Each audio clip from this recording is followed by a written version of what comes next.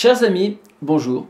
Alors ce qu'on va essayer de faire aujourd'hui, Bezrat Hashem, c'est de répondre à une question qui est assez profonde au niveau de la Hashkafa, c'est-à-dire de la façon de voir les choses dans la vie, au niveau de la Teshuvah.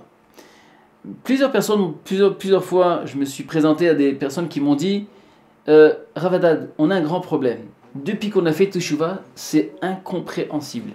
Avant de faire Teshuvah, tout allait bien. J'avais la voix, j'avais tout ce que je voulais. Je kiffais ma vie, j'avais tout. Dès que j'ai fait Teshuvah, c'est que des galères, que des épreuves. Pourquoi c'est comme ça? Que des souffrances. Combien on peut souffrir? Combien on peut avoir des galères? C'est pas possible. Comment c'est possible une chose pareille? Pour répondre à cette question, on va essayer de mettre un petit peu d'ordre, pour essayer de rentrer un peu dans le sujet. Alors il faut savoir une chose, Rabotai, que toutes les souffrances, toutes les galères, toutes les épreuves de la vie sont dues à un amour immense, inimaginable d'Akadosh Baruch Hu. Ahavat olam ahaftanu. Hachem, il a un amour exceptionnel avec le Klal Israël, avec le monde entier. Akadosh Baruch Hu, il a créé le monde, c'est pas Prat Shalom, pas pour détruire les Rechaïm, pas pour détruire. Au contraire, il attend avec impatience qu'une personne revienne vers lui. Il attend avec impatience. Donc en vérité, toutes les souffrances, toutes les galères, toutes les épreuves de la vie sont là pour élever la personne, pour le ramener vers Akadosh Baruch Hu. C'est la raison de toutes les souffrances et de toutes les épreuves de la vie. Et donc, c'est clair qu'Akadosh Baruch Hu, tout ce qu'il a fait dans le monde, c'est pour le bien. Kol ma she'Hashem oseh, zeh letova, comme il dit Nahum Ish Gamzo. Mais, par contre, le problème, c'est que c'est pas évident. Parce que c'est vrai, pas toutes les choses qui arrivent dans notre vie, on arrive à voir le bon côté de la chose. On arrive à voir le bon goût de chaque épreuve, de chaque souffrance, de chaque galère. On ne voit pas toujours le bon côté. Des fois, on est pris sur le flagrant délit avec l'histoire, avec le problème, et c'est difficile de voir les bonnes choses. Il y a des fois des bonnes choses qui arrivent devant nous, mais des fois des choses qui sont un peu difficiles à supporter. Et chacun avec ses histoires, chacun avec ses épreuves, chacun avec ses souffrances. Alors ce qu'on va essayer de faire maintenant, essayer de comprendre, comment se fait-il que Behemet, Akadosh Baruch Hu, voilà, tout ce qu'Hachem il fait, c'est pour le bien. Alors vous savez, d'abord, il faut savoir une chose, que le Yetzer Hara, il a une stratégie énorme. Il a un argument inimaginable. Il faut savoir que le Yetzer Hara, tout son but, c'est de nous détruire. Qu'est-ce qu'il va faire? Dès la première fois, le moment où tu vas commencer à mettre tes filines, le jour où tu vas faire Shabbat, le jour où tu vas rentrer dans ton histoire, au début, il y a une miséricorde énorme. Akadosh Baruch Hu dit, ne touche pas, ne le touche pas celui-là. Pas encore. Et toi, tu commences à rentrer. Tu commences à rentrer en Teshuvah, tu commences à avancer dans ta Teshuvah. Tu essaies de faire un pas, tu rentres un petit peu, et dès que tu es bien rentré, tu te dis, bon, alors maintenant, tout va réussir. Sachez, Rabotai, le Yetzer Hara va venir et va dire, écoute, regarde, si Hachem, il t'aimait vraiment, est-ce qu'il t'aura apporté toutes ces galères? Regarde comment tu réussis pas, regarde tes épreuves de Parnassa, regarde ça. Donc ça prouve que ça vaut rien tout ce que tu fais. Ça sert à rien. Et ça, Rabotai, cet argument-là, il est rapporté dans le Sefer Sha'arei Kedusha. Vidochem Vital comme ça. Chez Zeu Atralat Asatat Giru Yetzer Hara. C'est le début du Yetzer Hara qui commence dans une personne qui fait Teshuvah. Donc au début, il y a une miséricorde énorme, donc la personne ne sent pas le problème. Il y a une protection divine tout autour, et il n'a pas d'épreuve au départ. Au départ, il est enflammé, il est emballé vers la Teshuvah. Mais après, quand il a commencé un peu à se calmer, à ce moment-là commence Yetzer Hara. Et qu'est-ce qui se passe? Il est marqué chez Zeu Atralat, c'est le début Asatat qui vient pour argumenter Giru Yetzer Hara. Litroto me'avodat Hashem. Il vient pour l'évacuer, pour l'enlever, pour le décourager, lui enlever toute sa force qu'il avait dans sa prise de conscience qu'il avait pour faire avodat Hashem. Il va essayer de le calmer. Beyadoua shetrilat haidarderut, parce qu'il sait très bien que le début de la chute, qu'est-ce qui a marqué? Les darderut shel adam matrila be'atzvut. C'est quand une personne elle est atzvut, c'est-à-dire qu'elle est atzuva, elle est peinée. Elle est pas contente, elle est mécontente de tout ce qui se passe autour d'elle, donc elle est pas heureuse, elle est malheureuse. Alors, étant donné que quelqu'un qui est malheureux, c'est ça commence la chute de son histoire. Ve'emeti chez Efer Wanachon, nous dit le Sha'arei Kedusha. Efer Wanachon, chez Isurim Morim ala Avat Hashem. C'est-à-dire que la personne qui reçoit des souffrances d'Isurim, ça prouve combien Hashem il t'aime, il nous adore. Alors c'est dur d'entendre des choses pareilles. Et il nous rapporte un verset qui est marqué dans Sefer Dvarim. Il est marqué dans Sefer Dvarim Perek Het Pasuk Hei, c'est-à-dire chapitre 8 et verset 5. Vayadata im levavecha ki ka'asher yaser ish et bno Hashem Elokecha miyasrecha. De la même façon qu'un père il vient et il donne des issourim à ses enfants pour les tenir en bonne conduite, etc. De la même façon, Akadosh Baruch Hu, il se conduit avec nous. Ça veut dire que c'est comme un père avec ses enfants. Ça veut dire qu'en vérité, à chaque fois, Akadosh Baruch Hu, qu'est-ce qu'il veut? Il veut notre bien. Maintenant, le problème, c'est quoi? C'est que si on sait comprendre que les issourim, tout ce qu'on reçoit, c'est tout pour le bien. Alors, mais le problème, comme on l'a dit, c'est difficile. Comment on peut percevoir que même des galères, même des épreuves, c'est pour le bien? Alors, une fois, il y avait des élèves du Maguid du Mezrich. Le Maguid de Mezrich qui était un grand Talmid Chacham de l'époque. Et voilà que ses élèves viennent et lui disent: écoute, Kvod Harav, monsieur le rabbin, on a une grande question à vous poser. Parce qu'il a rapporté une Mishnah dans Masechet Brachot. Là-bas, il y a marqué comme ça. Il y a marqué: Chayav Adam levarech ala ra'a keshem shu mevarech ala tova. Ça veut dire qu'une personne, elle doit bénir toutes circonstances, toutes situations, toutes épreuves de la vie de la même façon, comme s'il recevait une bénédiction d'Akadosh Baruch Hu, une bracha d'Akadosh Baruch Hu. Alors les élèves ont dit: mais Hachem, il dit: mais Kvod Harav Mechila, comment c'est possible qu'Hachem peut nous demander une chose pareille? Des fois on a des épreuves dans la vie que c'est impossible de dire Hachem, c'est bien ce que tu me fais, j'accepte, d'accepter, c'est difficile. Alors il leur a dit: vous savez quoi mes élèves, je vais vous envoyer chez un Rav qui s'appelait Rav Zusha Menipoli. Rav Zusha Menipoli, c'était une personne qui était extrêmement pauvre, c'est-à-dire qu'il est une grande pauvreté, il vivait avec une pauvreté qu'on n'a pas idée de nos jours. Et allez lui poser la question, lui il pourra vous répondre. Alors quand ils sont venus le voir, le rabbin en question, Rav Zusha, ils sont venus le voir et dit: Kvod Harav, on vous pose la question, comment vous pouvez expliquer une chose pareille, cette Mishnah dans la Masechet Brachot, qu'on nous demande, Hachem nous demande de remercier Akadosh Baruch Hu, de le remercier, même sur des galères, sur des épreuves, même des choses qui sont difficiles à supporter, de le remercier de la même façon, comme si c'était une bénédiction. C'est très difficile. Est-ce que vous pouvez nous expliquer une chose pareille? Maintenant, tout en sachant que c'était quelqu'un qui a vécu dans la pauvreté, alors il se dit: bon, comment lui peut-être il peut nous répondre à cette question. Il s'avère que le Rav dit: mais je ne vois pas, qu'est-ce que vous me demandez? Je ne comprends pas. Il dit: mais Mechilak Vodarav, nous savons très bien dans la situation où vous êtes, on sait très bien où vous habitez, d'accord? Le mur il commence à s'écrouler, enfin, on sait où vous habitez. Mais vous avez une petite chambre avec une petite table. Expliquez-nous cette Mishnah. Il dit: mais je vous assure, je ne comprends pas ce que vous voulez. J'ai reçu tellement de bénédictions dans ma vie, je n'ai jamais eu de problèmes et de galères et de souffrances, rien.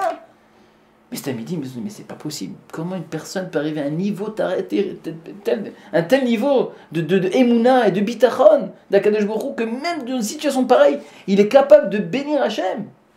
Comment c'est possible? Ils sont partis voir le Rav. Et le Rav dit: je vais vous expliquer. Maintenant que vous êtes partis voir le Rav Zusha, je vais vous expliquer qu'est-ce qui s'est passé. Il dit: Imaginez quelqu'un qui vit dans un pays, avec un royaume, avec un roi, et le roi il a certaines lois. Et donc la personne n'a pas accompli ce que le roi a ordonné, et voilà qu'au moment de l'histoire, en sachant qu'il a trahi un petit peu la royauté, alors il a commencé un petit peu à vérifier, et il s'aperçoit qu'en vérité, la cause, c'est-à-dire la cause de son acte, va faire en sorte que maintenant il y a deux possibilités. Ou soit il va à la sentence de mort, ou soit il sera obligé d'être 30 ans en prison.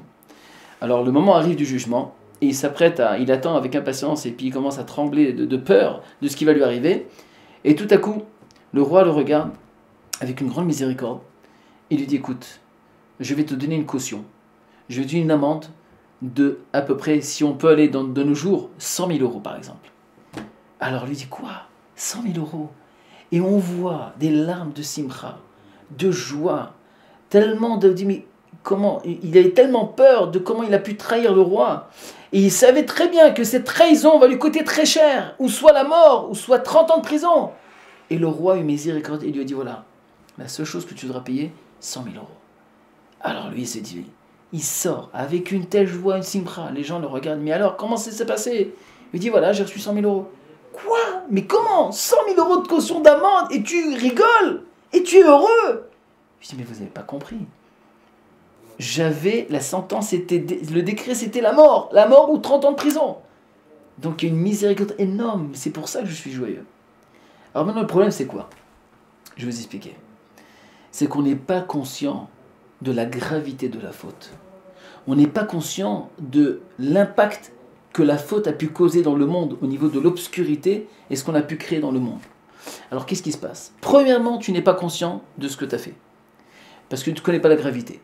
Deuxièmement, nous savons très bien, on est tous remplis, Hashem Am Israël, remplis de mitzvot toute la journée, donc on n'a rien vraiment à se reprocher, bien qu'on n'est pas tellement tous des tzadikim, mais on fait des petites mitzvot courantes de la vie, et des bonnes actions, etc.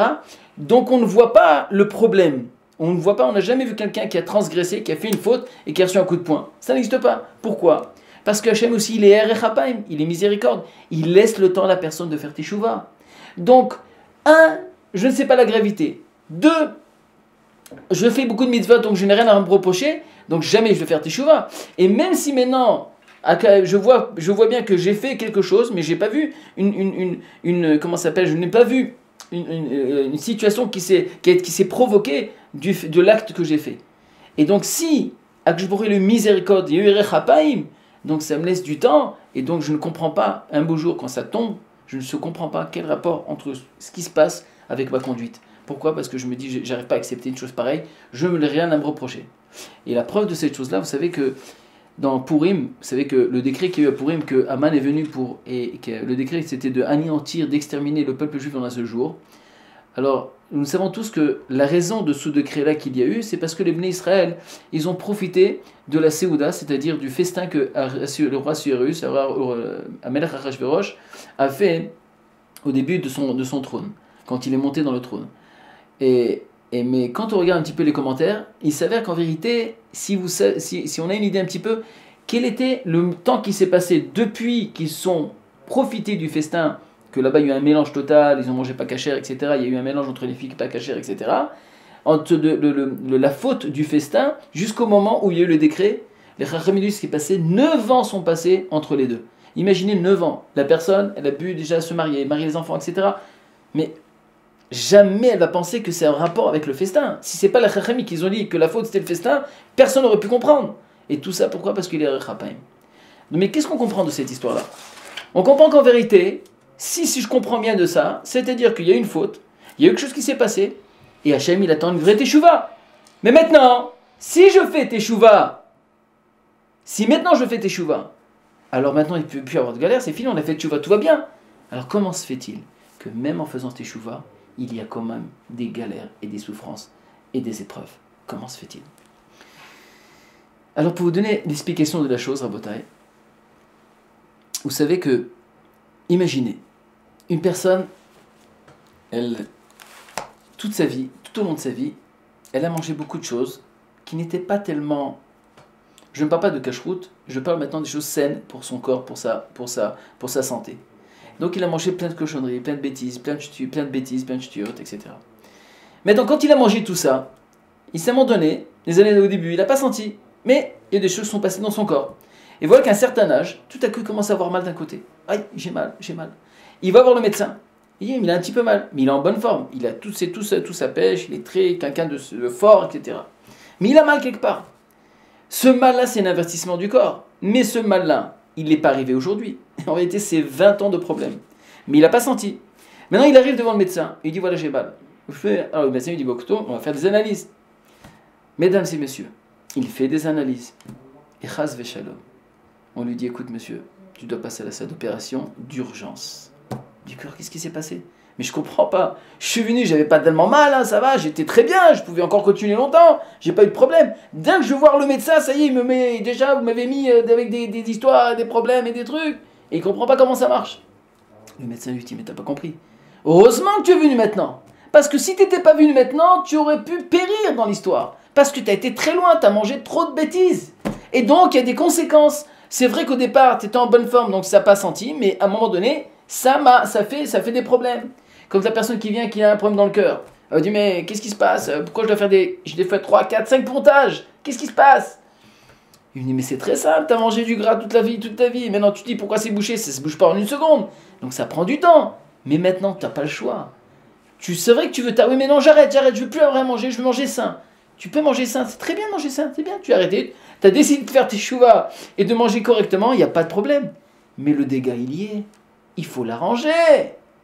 Et donc maintenant, c'est vrai que maintenant tu as décidé maintenant d'être bien, mais il faut arranger le dégât, tu es arrivé trop loin. Tu ne peux plus te contenter uniquement de changer ta route. Tu as été très loin, donc il va falloir maintenant réparer.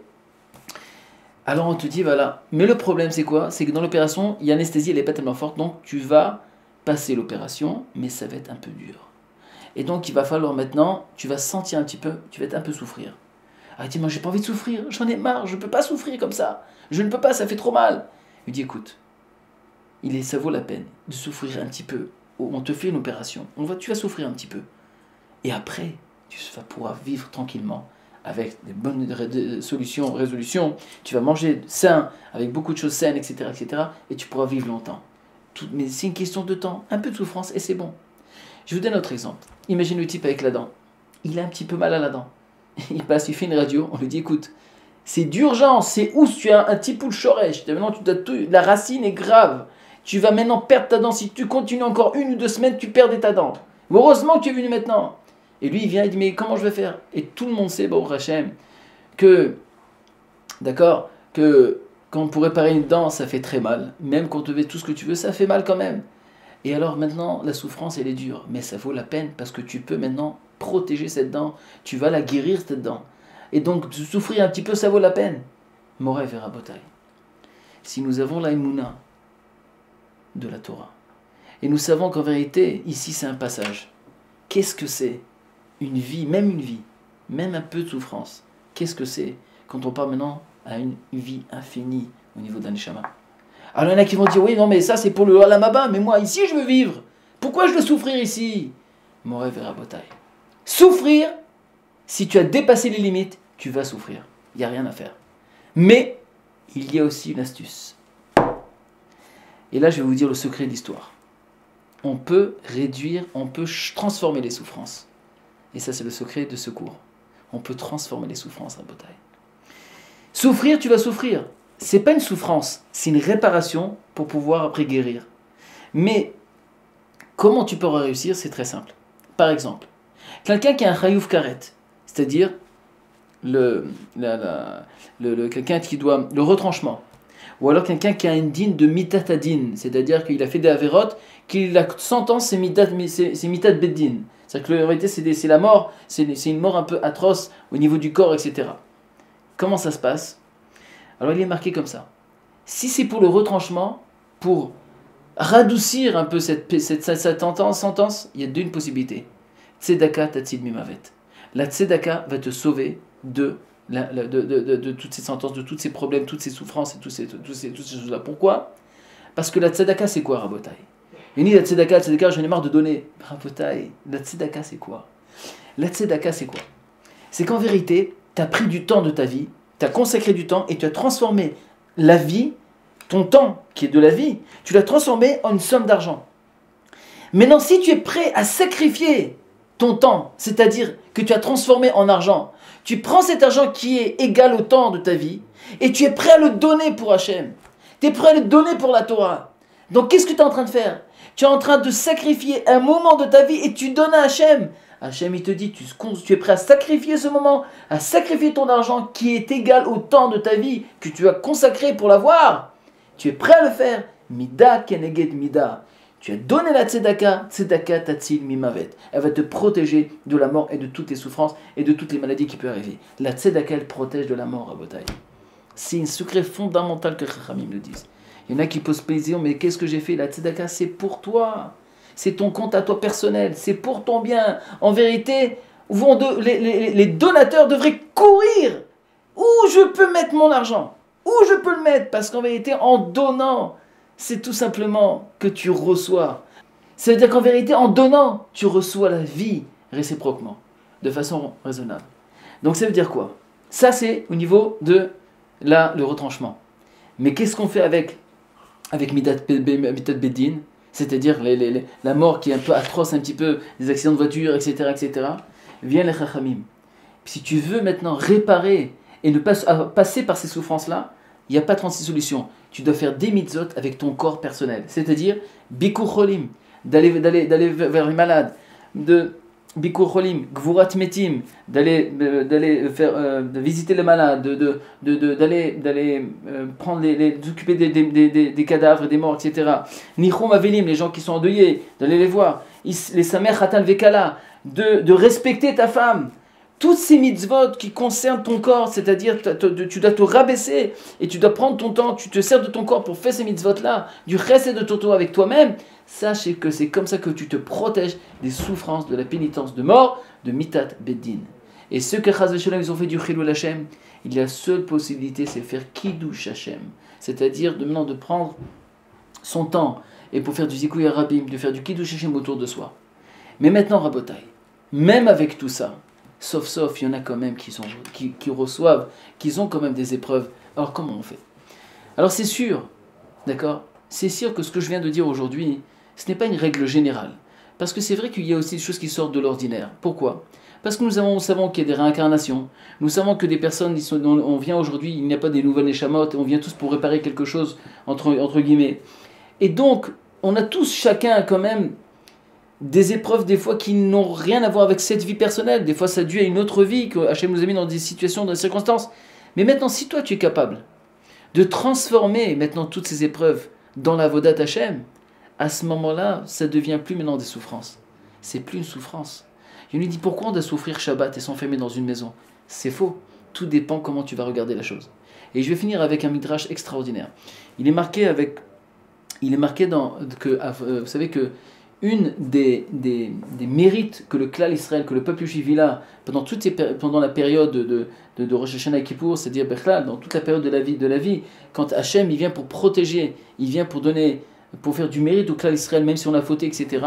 Le seul mérite que le peuple juif a, c'est tout simplement Akedat Yitzhak, c'est-à-dire l'épreuve que Yitzhak a eue au moment que Abraham a voulu sacrifier son fils. C'est le sacrifice de Yitzhak.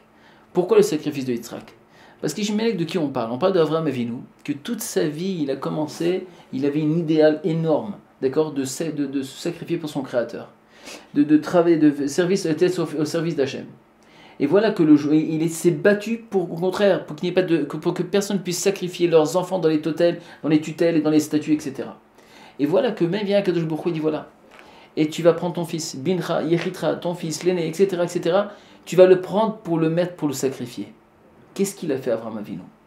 Alors ils disent que les Chachamim disent, il est rapporté dans Chot Sadikim, que Avraham Avinu, il a pris son fils, bien qu'il l'aimait, bien qu'il avait tout l'amour pour son fils, il savait que toute sa descendance avec cet enfant, mais il s'est rabaissé, il a été prêt à s'annuler, à se dépasser, à annuler l'amour qu'il avait pour cet enfant, tous ses intérêts matériel, tout son intérêt qu'il avait vis-à-vis de cet enfant, pour l'intérêt d'Akadosh Baruch Hu, pour le Kvod Shamaim, pour la volonté d'Hachem. Ça veut dire qu'il a annulé sa volonté pour la volonté d'Hachem. Et ça, c'est une chose, un acte tellement fort, d'être capable d'annuler des envies personnelles, d'annuler sa volonté personnelle pour Hachem. Mais il est marqué, le mérite d'Avraham était encore plus que ça. C'est vrai qu'au départ, il a eu une épreuve, c'est qu'il est obligé de s'annuler. Mais à travers ça, il a non seulement annulé sa volonté pour la volonté d'Hachem, mais après il a transformé que sa volonté à lui personnelle est la volonté d'Hachem. Et ça, c'est le secret fondamental de la réussite dans le judaïsme Rabotai. De transformer ta volonté personnelle dans la volonté d'Hachem. C'est que la volonté d'Hachem devienne ta volonté personnelle. Ça veut dire quoi? Et je vais donner un exemple et on va finir avec ça. Vous savez que, imaginez, comment maintenant je peux maintenant transformer les souffrances que je peux avoir. Si maintenant pour moi c'est difficile de sortir de l'argent pour aider un acte de Torah. Si pour moi c'est difficile de m'annuler devant ma femme. C'est difficile de me travailler au niveau de mes traits de caractère ou mes midotes. Mais je suis prêt à m'annuler pour la volonté d'Hachem. Hachem, là maintenant, me demande de me comporter d'une certaine façon. Et je suis prêt à le faire. Si je suis prêt à annuler, c'est un sacrifice énorme. Si je suis prêt à sacrifier un match de football pour un cours de Torah, si je suis prêt à sacrifier une envie d'un repas, mais je sais qu'il n'est pas tellement cachère, et je suis prêt maintenant à annuler mon envie pour la volonté d'Hachem, en sachant que maintenant c'est difficile, j'aime ce repas, j'aime cette chose-là, mais je sais que Hachem n'est pas d'accord avec ça. C'est pas la volonté d'Hachem de le consommer, de le manger. Je suis prêt à sacrifier cette envie pour la volonté d'Hachem. On n'a pas idée, ce sacrifice-là, cette souffrance, combien elle paye vis-à-vis de toutes les souffrances qu'on peut avoir. Maintenant, mis à part ça, la plus grande force, c'est d'être capable par la suite qu'en vérité, la volonté d'Hachem, quand on parle par exemple de cache-route, je parle d'un exemple qui est un petit peu loin de nous, mais quand même, par exemple la cache-route, qui était au début difficile de la faire. Mais maintenant j'ai transformé qu'en vérité, la volonté d'Hachem que je dois manger cachère est devenue aussi ma volonté personnelle. J'ai un kiff de manger cachère. Et je vais me battre, et je n'ai plus de Yetzirah. Au contraire, ma volonté c'est de chercher uniquement les restaurants et les endroits cachères. C'est de me conduire comme Hachem y demande. Donc si je suis capable, alors en vérité, je transfère toute ma vie en chose de bien. Si maintenant je dis oui mais la Shabbat c'est interdit, c'est une souffrance, on ne peut plus, on est enfermé. Mais non, il est permis de ne pas voyager Shabbat. Il est permis de ne pas prendre la voiture Shabbat. Quel kiff! J'ai la possibilité, une fois par semaine, de ne pas prendre la voiture. J'ai un plaisir. Qu'est-ce qu'on fait? D'être positif, de faire mon Shabbat, de kiffer mon Shabbat. Je kiffe ce Shabbat, je kiffe ce service d'Al-Kodesh Baruch Hu. Je kiffe ce cours de Torah. Donc si je suis prêt à changer, tout change dans notre vie. Tout est une question de comment gérer sa vie et comment voir les choses. Si je comprends que la femme qui est venue à la Choupa, c'était la femme qui est la seule qui est capable de m'amener à mon but. C'est la seule qui peut arriver à ma réparation. Même s'il y a des choses qui sont dérangeantes, etc., etc., etc. Tant qu'elle est dans les normes de la Torah, au contraire, même si c'est difficile, prends la chose de façon objective et positive. Et il faut se dire que, Baruch Hashem, j'ai une femme extraordinaire. Prends toutes les qualités et dis en vérité, pourquoi est-ce que je vais faire? Je vais briser, je vais détruire tout ce que j'ai construit avec elle. Chas v'shalom. Et donc je vais me plier. Et même s'il y a eu des petites disputes, des petites choses, etc. Tu passes. Pourquoi? Parce que maintenant je suis en train de faire la volonté d'Hachem. Et Baruch Hashem, celle-là, elle est là pour mon bien. Elle est là pour ça. Si j'arrive à voir tout ça, tout change dans notre vie. D'Hachem Yahazor. Avec les 2 cours qu'on a suivis aujourd'hui, et le cours dernier et ce cours-là, Bezrat Hashem, ça te donne des forces pour avoir la Hashkafa Nechona, c'est-à-dire la bonne vision des choses dans la vie, pour pouvoir avancer. Alors Bezrat Hashem, la prochaine fois, on va continuer comment faire des remontrances, c'est-à-dire de quelle façon qu'on doit s'y mettre pour donner des bonnes remontrances. À la prochaine fois.